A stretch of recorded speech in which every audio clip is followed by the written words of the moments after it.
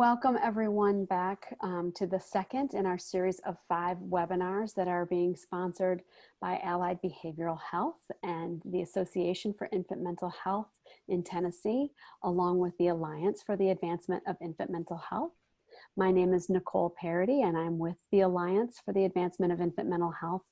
And it's my pleasure to introduce again to you Deborah Weatherston and Fran Jozefowicz, who will be offering the second part in this webinar. Thank you. Hello, everybody. During today's webinar, we'll be focusing on reflective practices. And during this time, we will hold in mind the 2 other pillars for building emotional resilience: diversity-informed practices and the centrality of relationships. As we discussed during the first webinar, Tenet 1 of self-awareness and Tenet 6 of the language that flows between us from the diversity-informed tenets for work with infants, children, and young families are so very important to our work. So here we have a framework for reflection using 4 little words. It's worth saying them out loud. Observe, listen, wonder, and respond. You could think of these as tools for the infant and early childhood mental health practitioner that each of us carries within us, using our eyes, our ears, our minds, and our hearts. They're really simple words that invite us to be present. When we look or observe, we notice, who's this baby? What are his strengths as well as the vulnerabilities? Who's the caregiver, the mother, the father, the grandmother? What does each bring to the relationship? We notice too, a loving touch by the parent, joy on a toddler's face when at play, or more difficult moments, a baby's turning away when offered a toy, the failure of a mother to smile, the failure to connect. And then we listen to the stories told to us. Maybe a difficult pregnancy, prematurity, a loss, removal to foster care. We wonder about the interactions and the stories that may explain difficulties in caregiving or responding. We wonder too about the emotional responses, each to the other. We try to keep in mind that babies are active partners in each of the relationships. The helping professional is a partner too. Although presented separately, we take them together.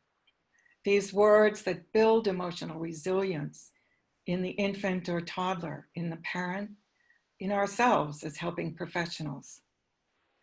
We use ourselves, our eyes, our minds, and hearts during our time with families. We allow these 4 words to guide us in ways of being with others and invite continuous and courageous reflection about who we are, our own beliefs and values, and how they shape our work with families. Reflective practice allows the professional, along with the parent, the mother, the father, or the caretaker, to enter another space and explore meaning, to understand with another or others, to have and express feelings, and to think deeply about the work, the family, and the meaning to each partner in the developing relationship, and to become aware of feelings evoked in the presence of the family. In infant and early childhood mental health, relationship-based work, we learn to pay attention to the interaction, the infant, very young child's behavior, and the parent's behaviors. It tells us so much about the relationship, the vehicle for change.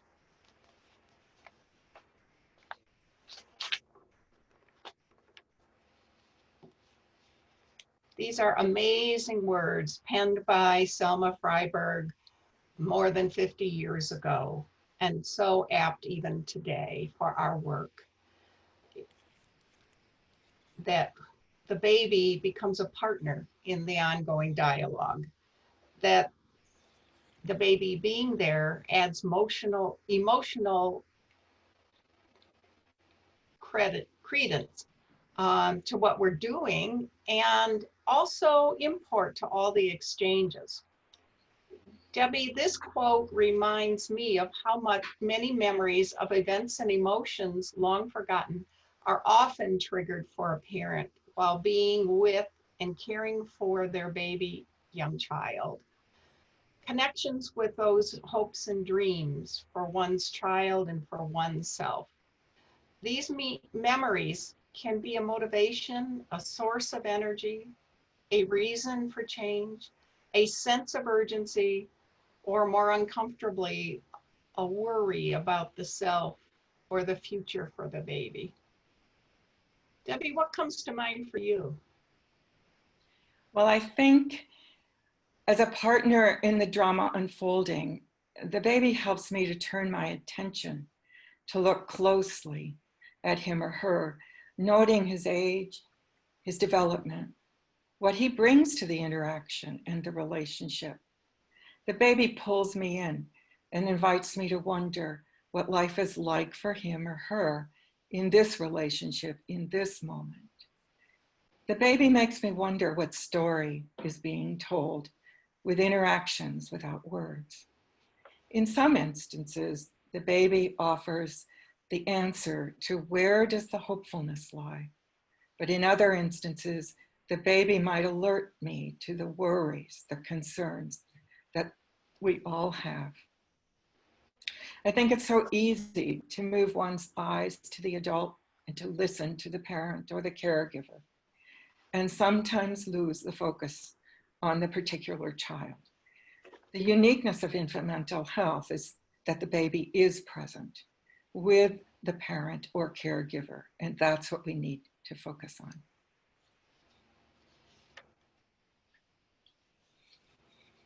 The first core component that we are discussing today in our 4 little words for reflective conversations with families is observing. There's so much happening, so much to observe when we're with a family with an infant or young child. And as these behaviors are displayed or not displayed from the interaction between the parent and the very young child, much can be learned. We note things, we notice the quality of these actions, what the holding is like. We may feel how it is to be the one being touched, or the one talking, or the one receiving the contented sighs from a child in response to the parent's loving touch. What they seem to say about each partner's strengths and their struggles. So we pay attention to how a parent holds the baby or touches, and how the baby or young child reacts to that touch. Who initiates eye contact? How long does it last? And is the child and the parent both comfortable with it? How easily can a parent and child talk with one another? Sometimes we know what it may take to be heard by the other. What's the quality of touch? Is it comforting? Does it convey emotion? Is a parent able to recognize and tolerate her baby's distress?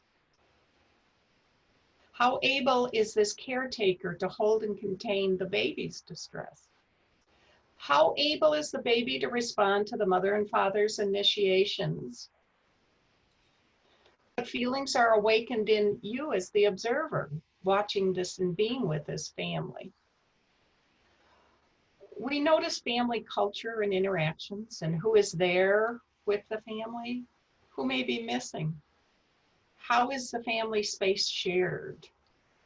And so many of these observation points are contained in the Massey-Campbell ADS scale, which is part of the information you have on your infographic. But we wonder, what it's like to be each the parent and the child in the interaction.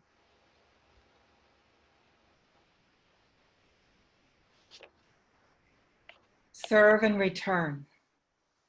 Such an important dance between a baby and whoever is caring for the baby. Back and forth interactions, like talking or eye contact and facial expressions, support a child's health and most particularly of interest, healthy brain development. A parent or caregiver's response and sensitive interaction with the baby or young child teaches us so much about being in a relationship, about loving and being loved, about the pleasure each brings to each other, about the power of reciprocal interaction and response to needs, back and forth. We notice when the two are in sync with each other. The baby might smile, the parent brightens, the baby laughs again, each enjoying one another. And we might also notice miscues by the parent, or miscues by the baby or the young child when the baby turns away or shuts down, disappointing the parent, or when the parent fails to respond to the child's bid for attention. Why is this so important?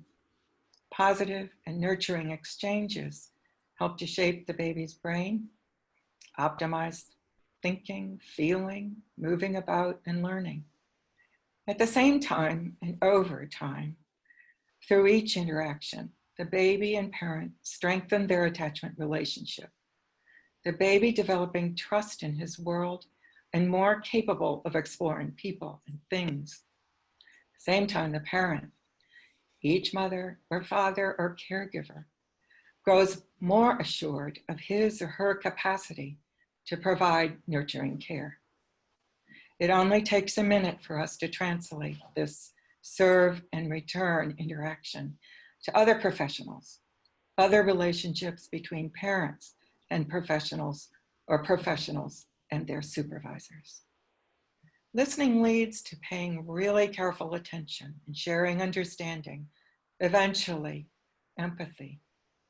It allows us to reach a greater awareness of understanding another person, to witness what another says, to think more clearly, to continue with our work. When we're really fully present, it allows us to be mindful of the other, whoever the other is.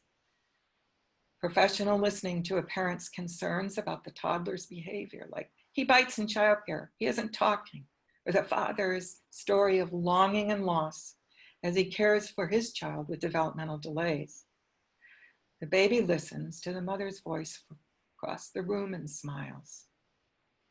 Parent hearing and responding to their young child's very scary feelings.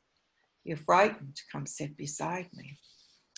A supervisor may listen to a professional's concern about a family, and she might invite a supervisee to say a little more about the visit. Tell me what you saw. When really listened to, one feels the gift of being held by the other.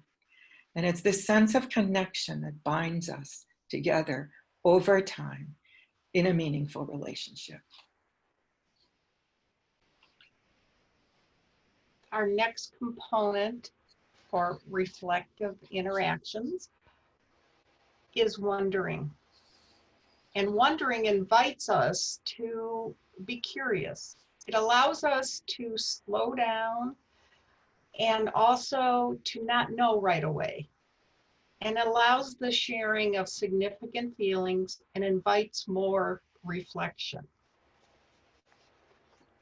We wonder about the baby. We're curious about the child's experience of the parent, the nature of their interactions. What hopes and dreams did this baby awaken in the parent? How was this baby's name chosen?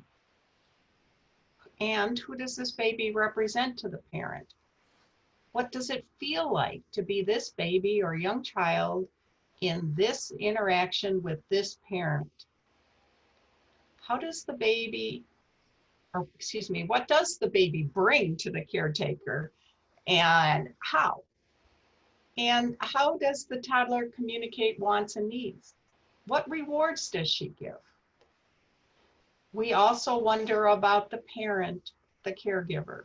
We wonder about what it was like for him as a baby, what it was like for her in her early attachment relationships. Who was the one to provide comfort?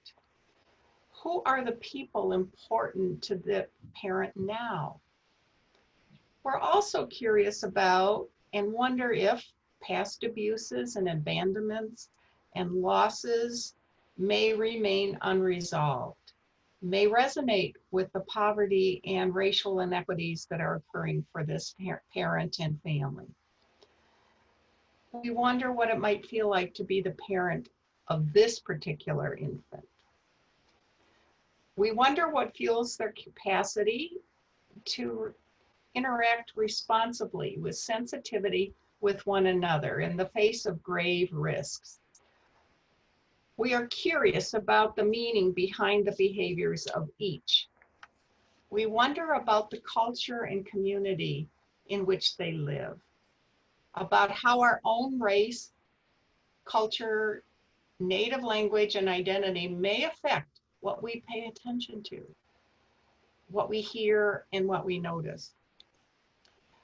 We're curious to find if there were angels in the nursery for the parent, about who is there for the parent and who is there for the parent now,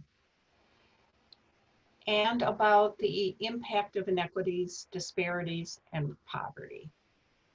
The feelings that professionals have in the presence of a particular infant may enrich or interfere with the work that is done and the understanding of that particular baby or parent. Yet, feelings are continuously aroused within the context of our work with infants, young children, and families. So it's important that you pay attention and allow yourself to notice. The cries of hungry, stressed, or overtired babies are hard for us to hear. Parents struggling with caring for their babies are also so difficult to witness. Yet our feelings can be so very useful in understanding what has happened and for understanding what is happening now. We likely need time to pause, to allow feelings to wash over us, to reflect on what we are thinking about or experiencing following a notable exchange with a family. You can share your feelings out loud with someone else, like a supervisor or a colleague. You can also these can help you in understanding what is happening for the parent and caregiver and the infant and child, and support your own emotional resilience. The awareness of the burdens caused by poverty and/or racial inequity may amplify the feelings evoked in us. We ask ourselves, where may these feelings be coming from? Where do they belong?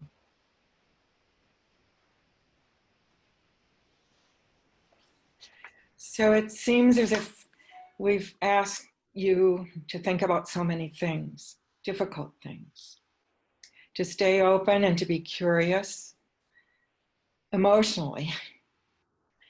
What do you see? What do you feel? How will you understand this family and their capacities? It's not always easy. In fact, there's a lot to think about. The crying of a hungry baby, the whining of a toddler, the pain of a lonely adolescent, the poverty of their lives, the inequities, it can really be quite overwhelming. You may feel like turning away or shutting down, keeping your distance. You may fail to engage a family, or end your work too soon, or remove a child from your own care in childcare. You may get over-involved with the baby or the parent, want to do so many things. You may get very angry with a parent who's too young and not taking good enough care. You might get very sad about the state of things for this toddler and this family. It's simply not fair. So the question, what do you do with the feelings you have, is a pretty important one. Upon reflection, you can use them to understand in a better way the family. You can understand that they're hungry, lonely, in pain, angry, sad, struggling, even though there may not have been so many words. They feel like turning away themselves, shutting down, because they too are angry and sad. As you explore these feelings, you may awaken to new understanding, in fact, and find enough empathy to fuel your return. You may also use these feelings to better understand yourself. The stories awakened as you observe and listen so closely. Memories, reminders of past interactions and exchanges. Really, the very words mother and father, babies, other children you have cared for, are powerfully evocative.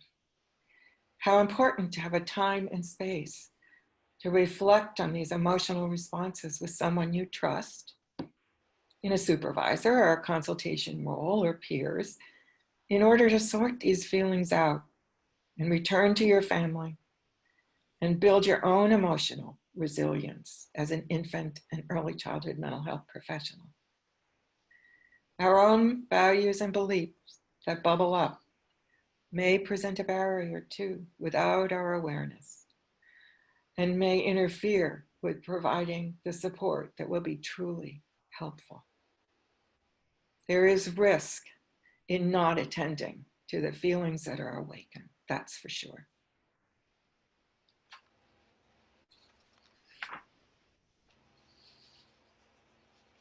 So we come to the fourth word, respond or responding, where we want to invite the parent to show you what the child enjoys and what they enjoy, the pleasure they have. We want to emphasize the importance and impact of a caregiver's sensitive response to each baby, to the cues, the bids, the requests. We want to emphasize the importance of every caregiver to the child's health and growth. Where are you in the development of a trusting relationship with this family? That needs to be considered. What's needed right now in the moment? Guidance or more listening? What strengths are you supporting when you respond? And what worries are you paying attention to? All of these things need to be considered as you craft a very careful response to each and every family.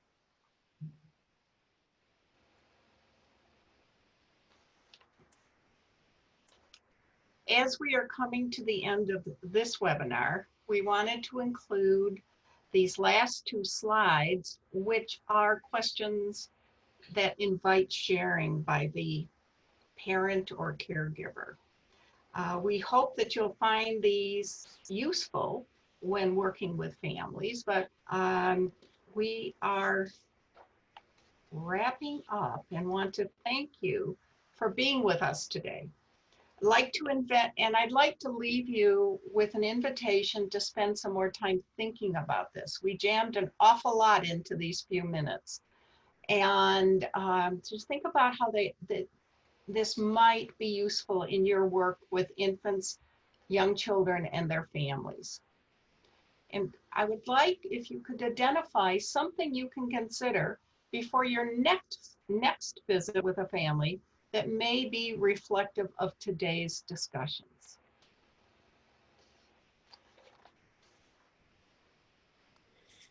Fran and Debbie, I want to thank you so much. As you just mentioned, Fran, there's a lot of material packed into these slides and into the last several minutes.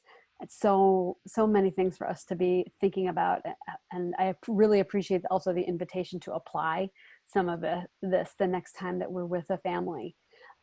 There was something, Deb, that you said in an earlier slide. I think it was around the observation period of, but it might have been in listening. But you referred to that often it's easier for us to sort of tune into what the parent is saying, the feelings that they're describing in words. And for many of us, understanding what we've observed in a child's behavior may be more of a challenge. It might be something we may not have had as much training in doing. And so I wondered if either or both of you could just give a brief sample of something that you could observe in the baby that gives you a sense of what it is they are contributing to the relationship, what it is they bring to the relationship, whether that's a risk or a strength. If either one of you cared to share just an example of something like that. The times that I've been in homes with toddlers and preschoolers who look to their parent for being noticed and to be seen. And you can see their whole face their parent with expectation. And then a parent may continue to talk over the child to me as the visitor. And without slowing down and just noticing that going on, the child is going to get the message that they're not important right now to this time and this place.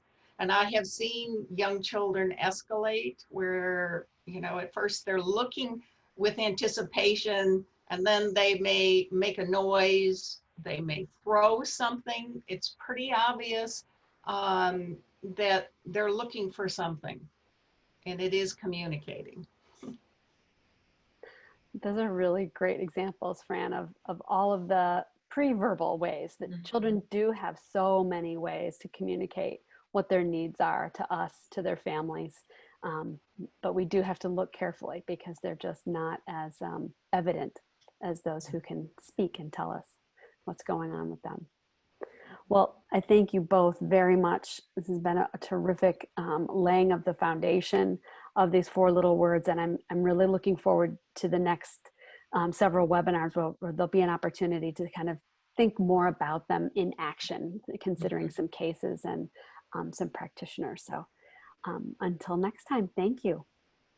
Thank you.